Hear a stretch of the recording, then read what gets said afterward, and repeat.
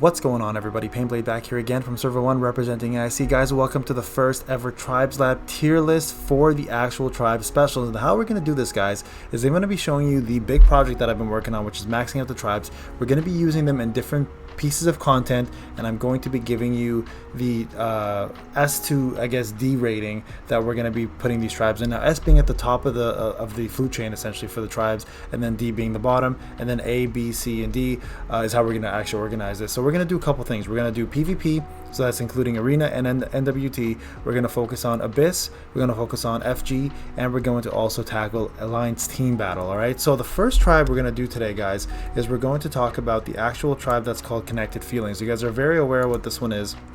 It's actually known as the best tribe probably in the game for Alliance Team Battle, and we're going to go through it real quick with you and tell you why it's so good and where it actually excels. And I'm going to show you guys some videos as well too in terms of Arena, NWT, if we could pull it off. Obviously, I'm going to show you the Alliance Team Battle one. The only two I can't actually show you are going to be Abyss and going to be Flashback Genealogy, only because at the moment I've completed the thing Abyss without it, and I've also there's no Flashback Genealogy going on, but I have used it in both of them, so I can at least give you information on why it's good and why it isn't. Okay, so here's Connected Feelings. As you can see here, I've got it at 1.8 multiplier, which is max awakened here, right? So there it is right there. And then the actual enhancing, I've got it up to 16, which actually I don't think 20 does much more, so we're gonna leave it at this here, and I'm gonna show you guys the stats and what it does. So the first thing it does is it does require UR Sarada, UR Papasasuke, and it requires Mamasakura. So the thing is, this one actually boosts all active allies attack by 34.39%, so active allies being the people who are on rotation with you, and also damage increase rate by 68.75%, which is insane amounts, and also crit rate by 48.14%. so remember, this also takes into account all of their stats, so this is a massive T nuking tribe special, so easily one of the best ones out there. So what I'm going to do, guys, is I'm going to go ahead and show you 3 pieces of content that we have available. The first one's going to be the first one will be Arena, then it'll be Alliance Team Battle, and then NWT, and I will give you the ratings for FG and Abyss as well too in this, and we'll go from there. Alright, so hold tight, we'll be right back. Alright guys, welcome back here. Here we are with Arena. Okay, so what we're going to do here is we're going to show you guys how this does in Arena. Now, the actual tribe itself, couple issues, right? Of course, the tribe is not an AoE, it's a single target, and the tribe really excels when it can actually stack on itself. And because we're not going to have the stacking here, we're not going to see the tribe at its full potential, and that's the purpose of PvP, right? It's a shorter length of battles, plus it doesn't allow you to stack the tribe quite as often, and because it's not AoE, instantly this tribe is not going to be ranked quite as high in PvP content. Okay, so I'm going to go ahead and show you guys how much damage it does though, and you guys can kind of see if you actually want to use it. Now here's the thing, you know, I don't like tribes in PvP because of 2 reasons. Number one, if you're slower than your opponent and you get stunned, or if you get killed, your tribe gets blocked and your whole turn is over, right? Luckily in my case, I am a little faster than my opponent, and I don't actually get stunned in this battle, so you can actually see the damage output here. And the other thing you have to remember is there's always a weak character that will be included in your team with tribes. The 3-man tribes, the problem usually is there's 2 really good characters, and then there's 1 character that is either lackluster or you just don't want to use. And that's why co-op works so well in PvP, because you can maximize your team by putting the best units together. So my opinion, stick with co-op, but the whole purpose of this is to kind of showcase and also tell you how good certain tribes are. So here we go, guys. This is where the tribe comes into play. We're going to slow it down here to ×2. And you guys can kind of see the damage output here, and I will tell you this right now, the NWT match that I did do yesterday, unfortunately the opponent did not last long enough for me to pull off a tribe, so I'm going to still rank it similar to as I do here. So there you go. So there's the damage, guys. You saw that. It was I think it was 1.5 million, which to me, guys, is not very good, only because you could do the same amount of damage with Kakashi or a heavy with crit, right? So there you go. I lost her now, so there goes my tribe. Now I'm staying with co-op. All right, so there is that piece of content. All right, so let's go ahead and declare that. So in terms of PvP, guys, NWT, and in terms of Arena, I'm gonna rank this an A. Actually, you know what? No, I'm going to rank it a B. And the reason why I'm going to rank it a B is because it doesn't give all users or all allies any buffs. It only gives the active allies buffs. There are great buffs again, but they're not meant for PvP. They're meant for PvE. So this specific one is going to rank a B. I personally would suggest not using it. The single units themselves are fantastic, but the actual units that, the actual tribe that the units perform is not meant for PvP content. All right, so let's go on and move to ATB now. All right.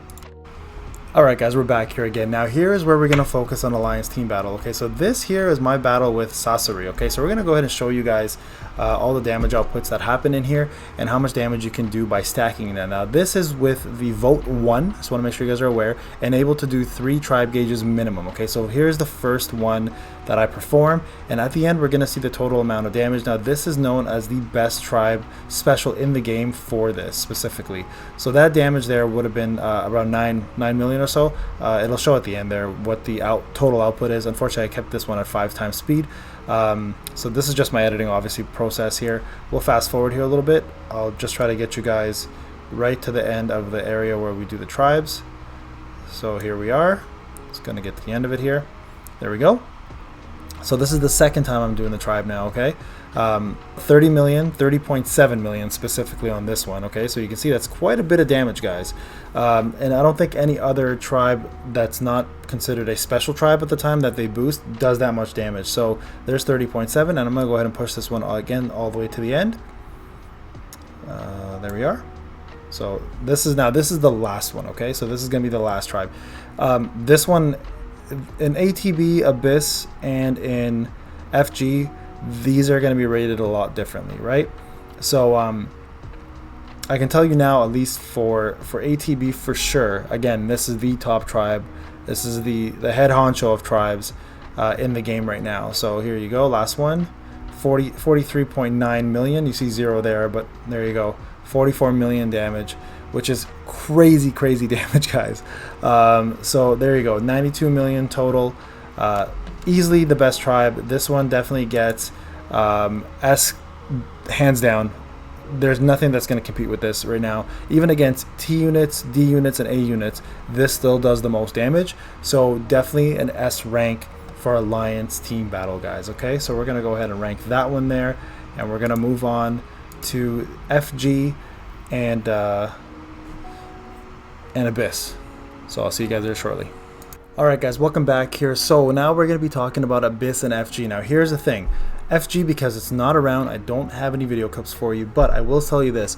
It is definitely, it's hard to say here. It's an S when you're fighting against D units, right, and T units, but it's an A when you're fighting T units. When you're fighting A units. So it's an A when you're fighting A units, and it's an S grade when you're fighting T and D. Now in FG, it definitely one-shots most D units.